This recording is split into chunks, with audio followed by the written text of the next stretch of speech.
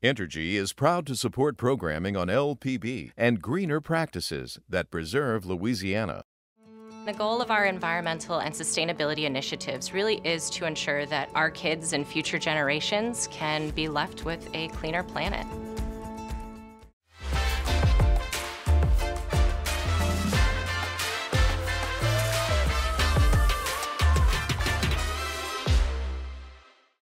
Additional support provided by the Fred B. and Ruth B. Ziegler Foundation and the Ziegler Art Museum located in Jennings City Hall. The museum focuses on emerging Louisiana artists and is an historical and cultural center for Southwest Louisiana. And the Foundation for Excellence in Louisiana Public Broadcasting, with support from viewers like you.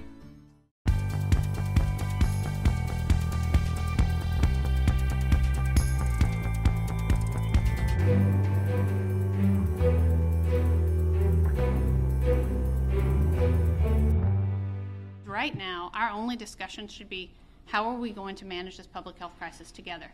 The latest on COVID and a new variant. Yes, premiums as low as $10 a month.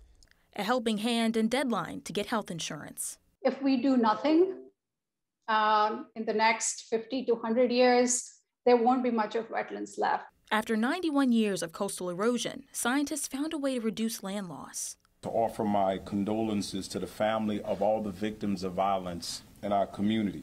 Violent crime surges statewide. Hi everyone, I'm Kara St. Cyr. And I'm Andre Morrow. A Louisiana judge is being asked to step down after an unknown source leaked a video of her using racial slurs. We won't play the video because of the heavy language used. Now, Judge Michelle Odenette of City Court of Lafayette was watching footage of a burglary attempt at her home when someone recorded her, along with others, shouting slurs at the assailant as they watched the video. You can't see Odenette's face in the recording, but her lawyer confirms her voice is one of those heard shouting racial insults. Odenette says she had taken sedatives before the video was made and has no recollection of the incident. The judge is now facing significant pressure to resign. The Lafayette branch of the NAACP has called for her resignation effective immediately, while criminal defense lawyers asked her to recuse herself from their cases. Governor John Bel Edwards was the latest to ask Odenette to step aside. Quite frankly, there's no place for that kind of language, especially among members of the judiciary who have the most important role in administering justice in our state. And there's a practical problem too. I believe that you would see perhaps all, if she were not to resign, perhaps all of the litigants before her who were African American would seek her recusal. And I'm not sure that she has a valid basis for denying that recusal. The judge has taken an unpaid leave of absence. No word yet on whether she will resign. On the COVID front, the U.S. surpassed another grim milestone this week. On Monday, deaths from the pandemic passed the 800,000 marker. That's the number of lives lost from the CDC. In Louisiana, state health reports that 15,000 people have died in Louisiana from COVID. As we see a small rise in Omicron variant cases in Louisiana, members of the Louisiana Department of Health are urging everyone to get vaccinated and make sure you get that booster shot as well. We'll have a little bit more on this shortly. But right now, let's get to other news making headlines around the state. Attorney General Jeff Landry filed a lawsuit Wednesday seeking to block Governor John Bel Edwards' plans to add the COVID-19 vaccine to Louisiana's immunization schedule for public schools and colleges. Landry argues that the governor's actions violate constitutional provisions. The provisions give lawmakers the power to enact laws, and not the governor. But Edwards is moving ahead, saying getting more children vaccinated will help save lives. This week, Republican Senator Bill Cassidy announced Louisiana's airports will receive almost $36 million in funding from the Bipartisan Infrastructure Investment and Jobs Act.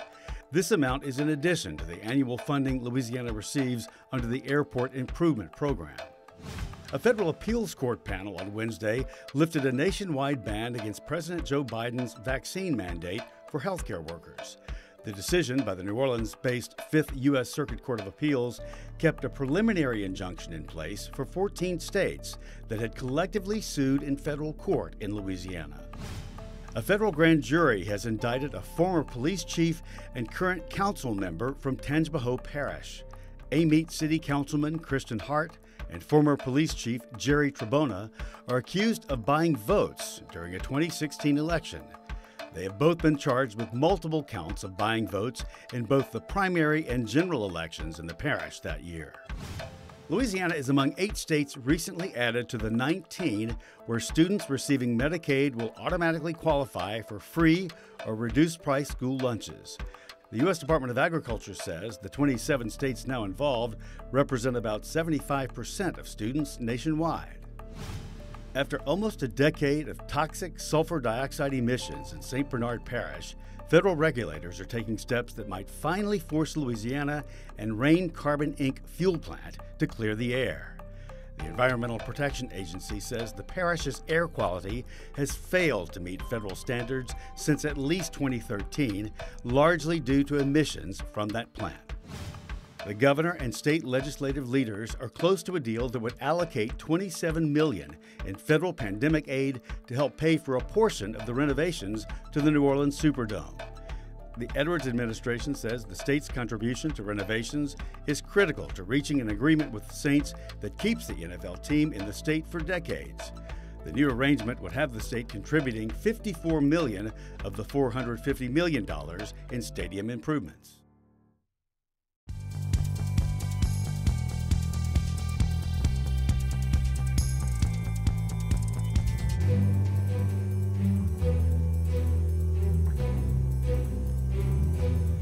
Infectious disease specialist Dr. Catherine O'Neill, who serves as Chief Medical Officer of Our Lady of the Lake Medical Center in Baton Rouge, gave a sobering talk at the Baton Rouge Press Club this week.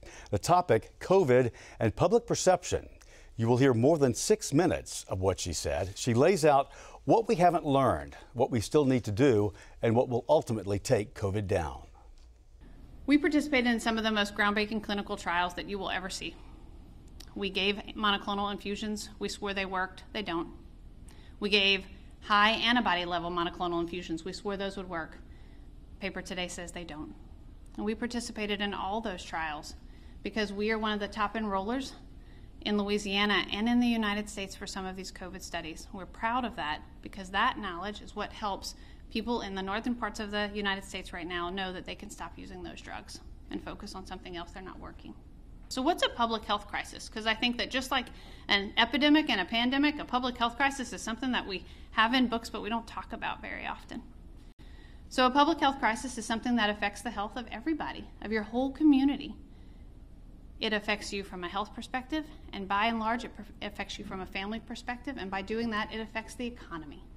A public health crisis is something that we all have to fix because we can't grow while it's happening. Public health crises aren't always an infection. Sometimes they are lead in houses. Sometimes they're contaminated water. Sometimes they are HIV. Sometimes we have to wrap ourselves around public health crises like obesity.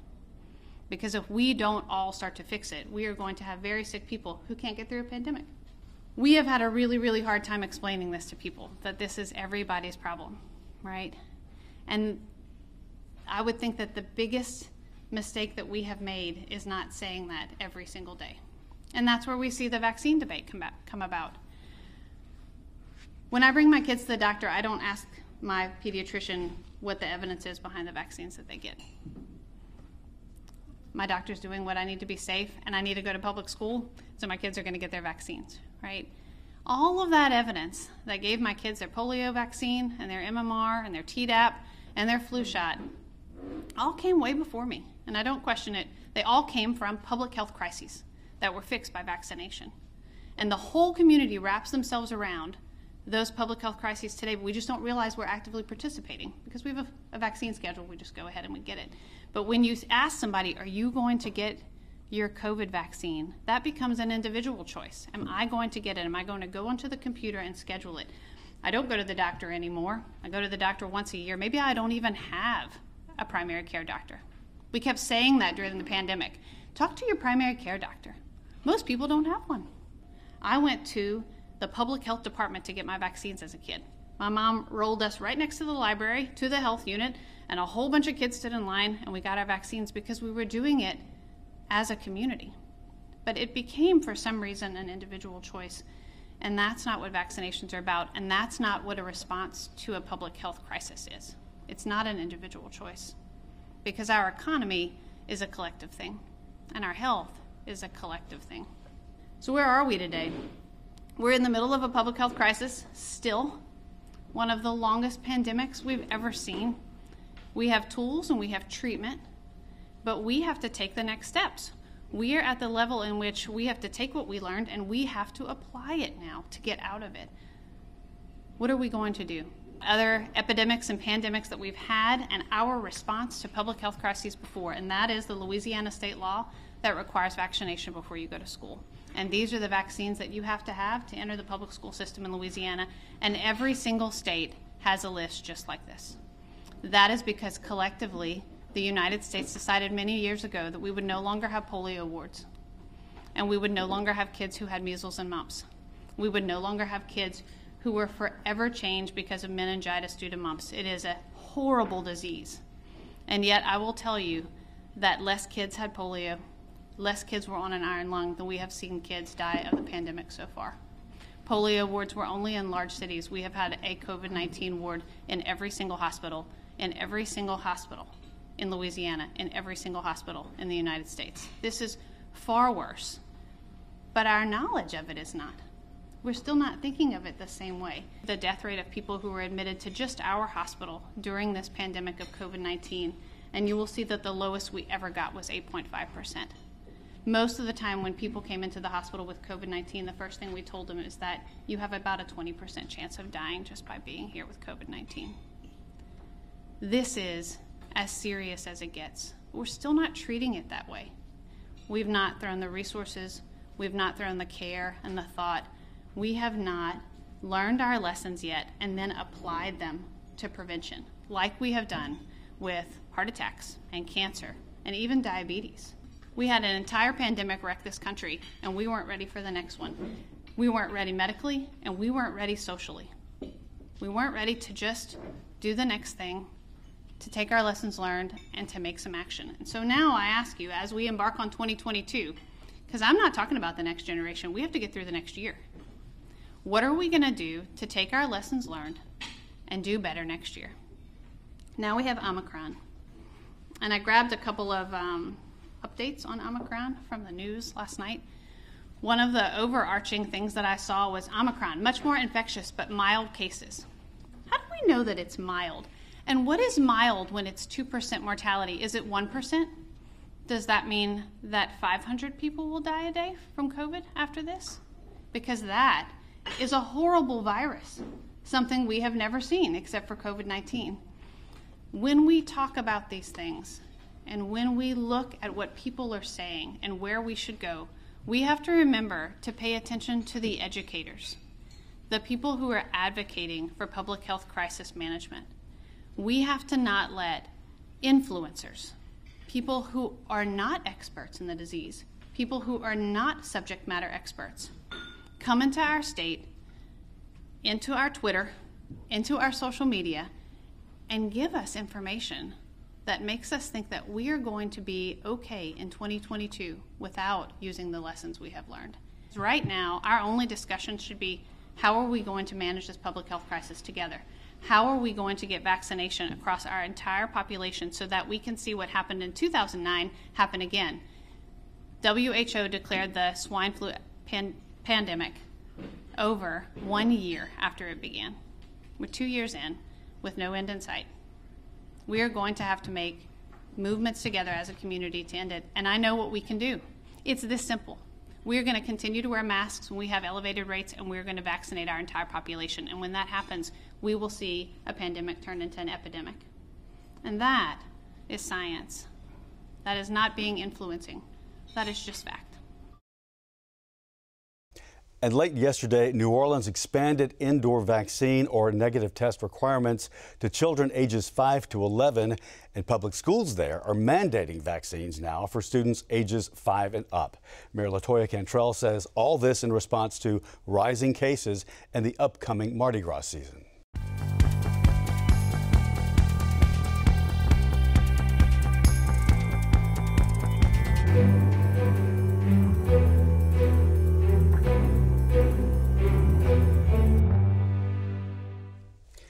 Louisianans than ever have access to health coverage, but there remains about 8% of our population still without it. If you're one of those, listen up to this. We've got some important information for you. There is an opportunity to get it now, and Brian Burton, who is the CEO of Southwest Louisiana Area Health Education Center, is here to tell us who helps us get it now. We have federal navigators. The Navigators for Healthy Louisiana is a project by Southwest Louisiana Area Health Education Center that we've had for the last 9 years. And now is the time for folks that do not have health insurance through their employer. This is a place they can get it is the federal marketplace. And we've got navigators around the state that can help people sign up for that and navigate that system. Is there anyone who is not eligible in this marketplace? Sure. This is for folks that are above 138% of the federal poverty level. For those below it, we've got an expanded Medicaid program that we will help them enroll. And so we'll help people across the board, but it might not be in the marketplace. It might be in Medicaid. Now, this opportunity has been happening since the middle of November, and it goes until January 15th. So, we know that December 15th is passed, which will have it in place by, have your insurance in place by January 1st. However, there are some insurance that if you can get it real soon, we might still be able to have it in January 1st. But most of it is to be signed up by January 15th to have insurance in place for February 1st. And like their name says, the navigators, they help you navigate this process. It's not difficult. that painful either. No, it's not. But for a lot of people, they don't understand, the different choice sizes of plans. And so we help lay it out so they can understand that. There's also tax subsidies that help people pay for their monthly premiums. And so we can help figure that out. That's based on what you anticipate your income to be for 2022. I read that some of the monthly premiums are as low as $10 a month? This year, because of the American Rescue Plan, a lot of things have gone involved in this that have been different before. And so even in the past, if you checked your premiums and you thought your premiums were too expensive, we encourage you to go back and check it again because a lot have changed. Yes, premiums as low as $10 a month. Wow. So new law, also talking about lower prices and more people qualifying. That's right, and there are more insurance plans in the market than there ever have been before, too, which fosters competition, which means that people, it gives a better price for the consumer. Is there anything that someone needs to know before they even go to the website to do this? Well, the first thing to know is what your anticipated income is going to be for 2022, because that's going to help determine what your subsidy is. Yes. Okay. And anything else on that? Like I said, there are navigators in all regions of the state. We're able to help you, and it's free of cost. They were funded by the Centers for Medicaid and Medicare Service, so there's no cost to the consumer for the help. Have you ever come across anyone who doesn't think health insurance is essential?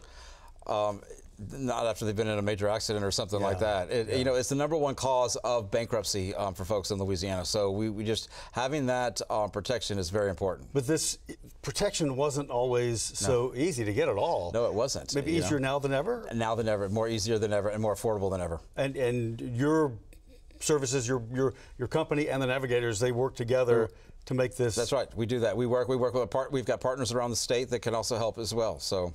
Well, great. There is a website to go to.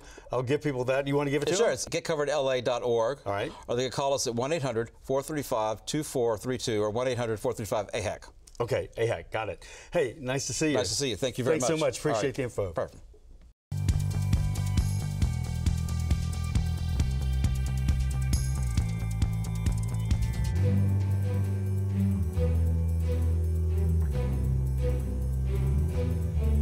In April, Baton Rouge, Louisiana ranked 6th among the most dangerous cities in America. Since April, the capital city has seen even more homicides, drug use, and domestic violence. East Baton Rouge Parish District Attorney Hillar Moore says that this disturbing trend will continue unless law enforcement responds to the root of the problem. Just last week, 2 people were killed after a shootout on Brightside Drive in Baton Rouge, Louisiana. Police identified the victims as 22-year-old Michael Riley and his nephew, 5-year-old Carson Riley. I would like to offer my condolences to the family of all the victims of violence in our community. During a press conference, Baton Rouge Police Chief Murphy Paul said the 2 deaths are part of a disturbing trend in Baton Rouge. Both were murdered in what the police chief calls a targeted attack, meaning that the shooter had an intent to kill. The 2 deaths help bring this year's number of homicides to 141, which is a significant increase from 2020's 114. The last time the city saw death tolls reach the hundreds was 4 years ago, in 2017. In our city, we have seized more than 1,300 guns in the city of Baton Rouge. We've arrested more than 80 offenders for homicides and shootings. One of the things that I hear from our police officers when we're out there is, Chief, we are dealing with the same individuals over and over again. Nationally, violent crime has been on the rise these past 2 years. The National Center for Health Statistics reported that homicides were up 30% between 2019 and 2020 and up 16% between 2020 and 2021. Louisiana is no different. Violent crime has surged statewide. New Orleans reported 201 murders in 2020. This year, they've reached 204. Shreveport also reported higher numbers of killings. Last year, the city recorded 66 deaths, and by October this year, officials reported 77. Now, Shreveport hasn't surpassed their deadliest record yet, but the numbers are inching dangerously close. East Baton Rouge Parish District Attorney Hillar Moore says that most of the murders in Baton Rouge can be pinpointed to the same areas. Often, when people from these communities are released from prison, they go back to the same places and return to the same cycle of violence. Overwhelmingly, the people there are great people, and they just want to be left alone, live in peace. But there's just a few folks, and they're gang members or drug dealers that cause overwhelming majority of problems. And murder is never random, and it's generally a retaliatory shooting. And it could be a beef from 5, 10, 15 years ago, but it's generally one that's kind of festering over the last several months or years. We have seen beefs that have gone back to 5, 10, 15 years, and they continue. And so that's what we've seen overall in East Baton Rouge Parish. In most cases, the gun violence and murders disproportionately affect African Americans, and Moore says focusing on the root cause of the problem rather than just making more arrests may help the situation. When we talk about murder, we can't ignore the race factor. Obviously, overwhelmingly, our murders are concentrated in heavily African American communities. Defendants and victims are heavily concentrated African American men, generally both defendants and victims. But you have to look at also generational issues with regard to race and how this came to be. The city of Baton Rouge is working toward a solution. Mayor Sharon Weston Broome says that her administration is taking $14 million from the American Rescue Plan and putting it toward technology for law enforcement, community gun violence reduction strategies, and providing resources for young offenders at risk of committing gun violence, among other things. The road to reducing violent crime in the city may take time to implement, but Broome says the time for action is now. The Riley case is still under investigation. If there's anyone that has information, police have asked that you call Crime Stoppers.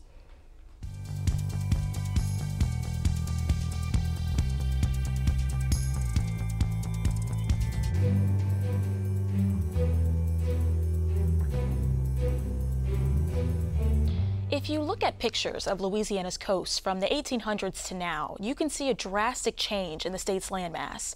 The wetlands that protect us from hurricanes and support ecosystems vital to our economy are in danger of being wiped away within 50 years.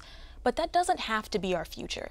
Scientists with the Mississippi River Delta Coalition say the solution to our problems already exists in St. Mary Parish. It's estimated that Louisiana loses a football field of land every 100 minutes. Since 1930, the state has lost about 1,900 square miles of its coastline. If you were to consolidate that into one U.S. state, the amount of land Louisiana has lost is almost the size of Delaware. Dr. Deviani Carr is a scientist and manager of the Coastal Resilience Environmental Defense Fund. She oversees the Mississippi River Delta Restoration Program, and she says the state is in dire need of coastal restoration. So there are projections based on the climate change models. If we do nothing, in the next 50 to 100 years, there won't be much of wetlands left. There isn't one particular cause of land loss. There's several. A lot of them are man-made issues, like building canals, levee systems, and oil and gas infrastructure. Hurricanes also create a host of problems. All of these disturbances disrupt sediment disposition or salinity levels in the water. When that happens, river deltas or wetlands that form as rivers empty their water and sediment into another body of water can't properly transport sediment needed to form land. Instead, it gets deposited into the ocean, where it's virtually useless. But there is one river delta in Louisiana that's reversing the land loss trend, and that's Wax Lake in St. Mary Parish. This is the only region we've seen which is actually gaining land. Dr. Carr says that over the course of 80 to 90 years, Wax Lake has actually gained 6 square miles of land, while the rest of the state was losing it. An outlet was built here to reduce Morgan City's flood stages in 1941. The artificial channel diverted 30% of the flow from the Atchafalaya River to the Gulf of Mexico, bringing in sediment and other nutrients to the delta. It may not sound like much, but 6 square miles is enough to foster vegetation and also create a partial barrier of protection from severe weather like hurricanes and other effects of climate change. Dr. Carr says that Wax Lake Outlet is a good example of what other deltas in the state are capable of if the same types of structures are built, specifically in places like the Birdfoot Delta, which is one of the largest deltas in Louisiana. Dr. Carr says the key is to build structures that mimic the river's water flow. Then you can slow the submerging of our wetlands. But this strategy isn't a perfect one. Outlets are built to divert bodies of water fishermen rely on, which could kill a lot of their product. Freshening is the biggest con we've seen because of the resources that are they thrive more in saltier waters. These projects are large-scale projects. It is going to affect people. We did see some changes with the 2019 flood where the Bonnie Carey spillway was used for letting out the flood waters. There were changes to the salinity mainly, and we did see some loss. Protecting fishermen and aquatic wildlife is just one of several barriers in place keeping more outlets from development. The United States Army Corps of Engineers is investigating all the possibilities before starting on any new outlet structures. But Carr says that what we stand to lose would be even greater if we don't start making changes now. Several areas around the state, including Hammond and New Orleans, have continued their long-standing Christmas tree recycling programs, which places Christmas trees in selected coastal zones to restore wetlands. Be sure to check if your area is recycling trees this year. Good thing there. And everyone, that's our show for this week. Remember, you can watch anything LPB anytime, wherever you are, with our LPB PBS app. You can catch LPB News and public affairs shows, as well as other Louisiana programs you've come to enjoy over the years. And please like us on Facebook, Twitter, and Instagram. For everyone at Louisiana Public Broadcasting, I'm Andre Morrow. And I'm Kara St. Cyr. Until next time, that's the state we're in.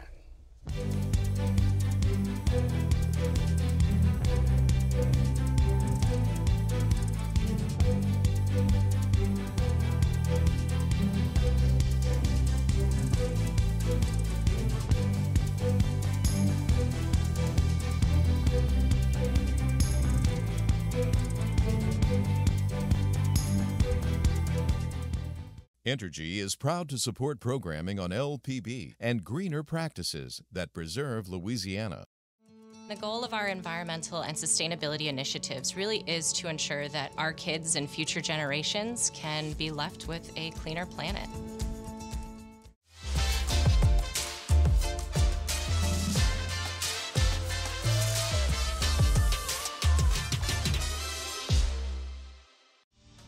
Additional support provided by the Fred B. and Ruth B. Ziegler Foundation and the Ziegler Art Museum located in Jennings City Hall. The museum focuses on emerging Louisiana artists and is an historical and cultural center for Southwest Louisiana. And the Foundation for Excellence in Louisiana Public Broadcasting, with support from viewers like you.